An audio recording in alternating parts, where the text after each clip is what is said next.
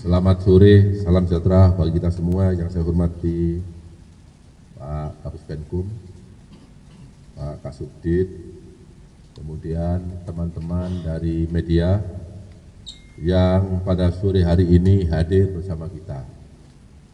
Pada kesempatan ini saya ingin menyampaikan tentang perkembangan penanganan perkara dugaan tindak pidana pencucian uang dengan tindak pidana asal, tindak pidana korupsi dalam kegiatan usaha perkebunan kelapa sawit yang dilakukan oleh PT Duta Palma Group atas nama tersangka PT Darmek PlayStation.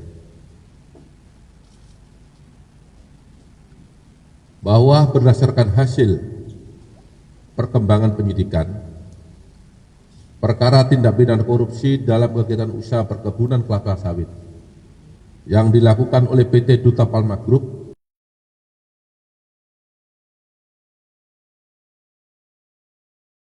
telah diputus beberapa saat yang lalu dan telah mempunyai kekuatan hukum tetap.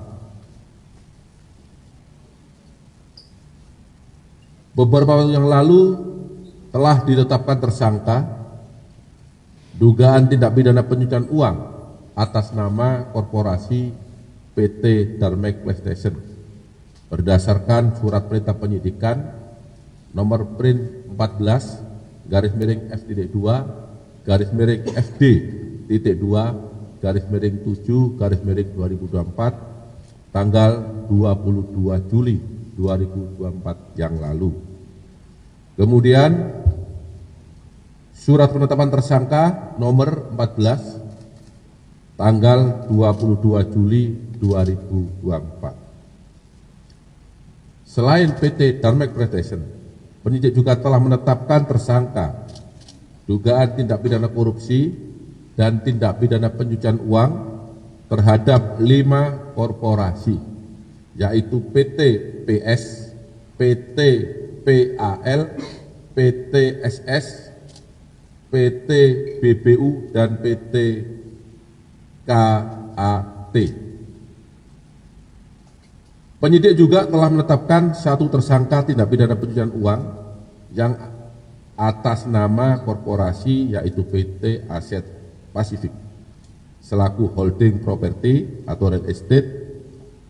Kemudian terhadap 5 perusahaan perkebunan tersebut di atas secara melawan hukum telah melakukan kegiatan usaha perkebunan kelapa sawit dan kegiatan pengelolaan kelapa sawit di lahan yang berada dalam kawasan hutan. Tidak ada pelepasan kawasan hutan di Kabupaten Indragiri Hulu, Provinsi Riau. Kemudian hasil kejahatan dari tindak pidana korupsi atas penguasaan dan pengelolaan lahan tersebut dialihkan dan ditempatkan pada PT Darmek PlayStation, yaitu holding perkebunan dari 5 perusahaan di atas, yang kemudian oleh PT Darmek PlayStation uang tersebut dialihkan dan disamarkan pada rekening Yayasan Darmek dan rekening milik saudara RI dengan jumlah uang 288 miliar rupiah yang saat ini ada di hadapan kita. Sedangkan yang ada di Yayasan Darmek sudah kita lakukan penyitaan beberapa bulan yang lalu, yang juga sudah kawan-kawan media massa mengikuti waktu konfes tersebut.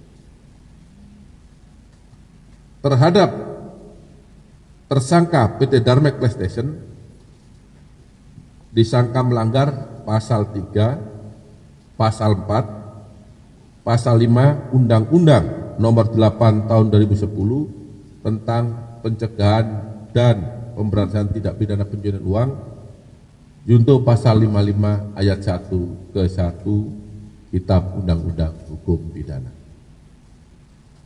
Demikian perkembangan penanganan perkara PT Darmek PlayStation yang dapat saya sampaikan pada kesempatan sore hari ini. Kurang lebihnya saya mohon maaf. Wabillahi taufiq wal hidayah.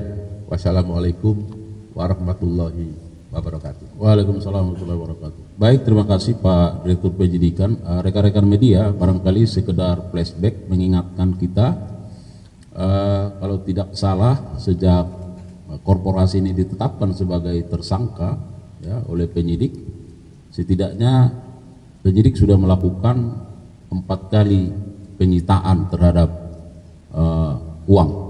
Ya.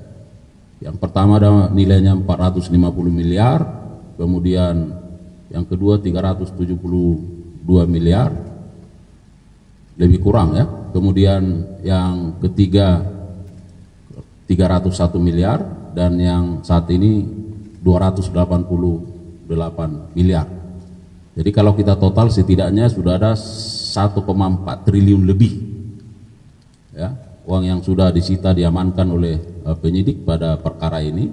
Dan perlu kami sampaikan kepada media bahwa uang-uang tersebut langsung dititipkan di bank penitipan ya. Jadi supaya tidak ada pertanyaan-pertanyaan, karena uang ini bukan sedikit ya, dan ini terkait dengan kepentingan negara, maka penyidik sangat taat terhadap prinsip itu ya, penyitaan terhadap uang itu langsung dititipkan di bank penitipan. Saya kira itu tambahannya. Baik, kalau ada beberapa pertanyaan silakan. Saya kira karena sudah jelas ya. Oh, masih ada? Silakan Pak, silakan.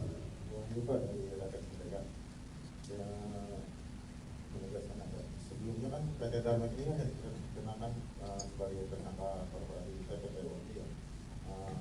Ini berdasarkan permintaan yang 288 ini kemudian menjadi tersangka PTPU dan pasal 3 korupsi.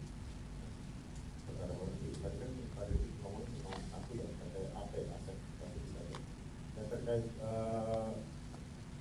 inisial RI dari Pak itu selaku pemilik sama dengan Surya Darmadi atau bukan ya, karena kan ini keterkaitannya apa. Terus kalau nggak salah ada gugatan pra peradilan dari para pihak yang ditetapkan tersangka termasuk RI tadi, dan ini bagaimana dari pihak dari. Baik, terima kasih Mas Wahyu. Pak Dirdik, ada 3 pertanyaan, barangkali bisa langsung. Ya, saya jawab. Yang pertama, bahwa PT Dharma Classation ini disangka melanggar pasal 3, pasal 4, dan pasal 5 Undang-Undang TPPU. Jadi tidak ada korupsinya ya, karena dia hanya menerima aliran uang. Kemudian uang ini disita dari saudara RI. RI ini ada indikasi mantan saudara ipar Bapak Surya Darmadi, ada indikasi itu, sehingga namanya dipakai untuk mengalihkan, menyamarkan uang ini, dan kemudian kami lakukan penyitaan. Perlu saya tambahkan lagi ini supaya menjadi terang. Selain uang 288 miliar ini, beberapa waktu yang lalu penyidik juga melakukan penyitaan kembali terhadap uang sejumlah 5 triliun 123 miliar 189 juta 64.979,2 rupiah. Uang ini dulu disita dari tersangka Surya Darmadi untuk sidang yang bersangkutan. Kemudian di dalam putusan pengadilan yang terakhir adalah putusan PK nomor 1277 PK garis miring Pit.Sus garis miring 2024 tanggal 19 September 2024, uang ini yang saat itu sebagai barang bukti tidak masuk dalam amar putusan, sehingga kami kembalikan kepada yang bersangkutan.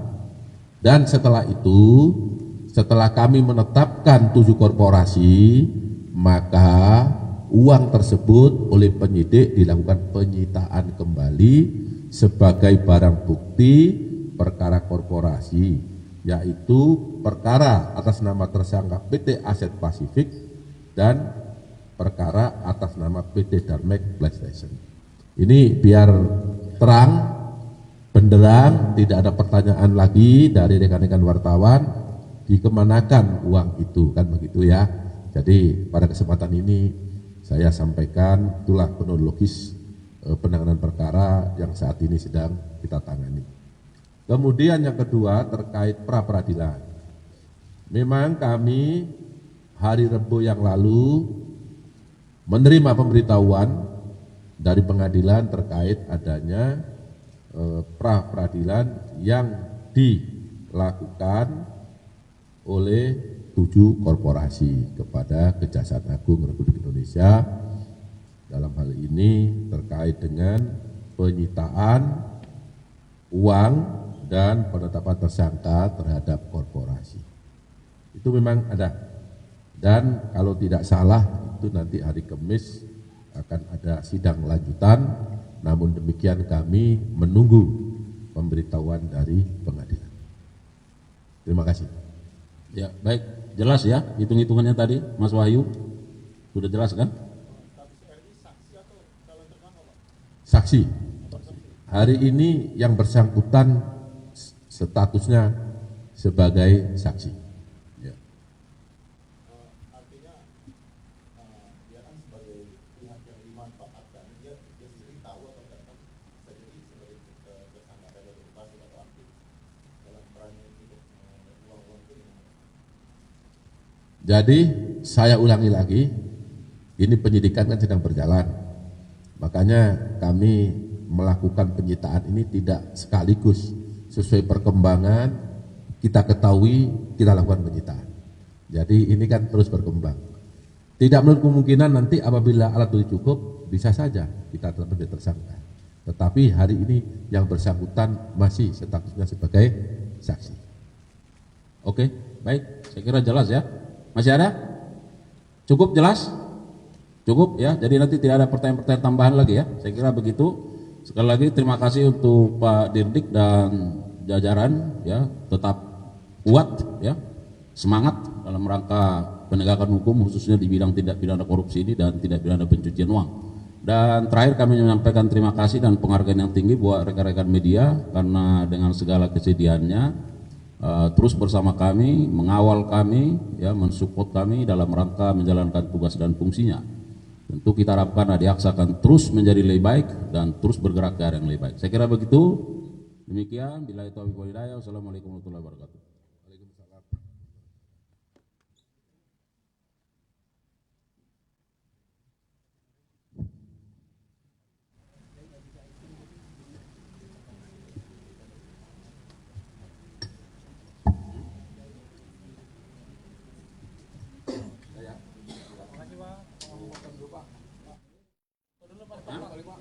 Pak Dir.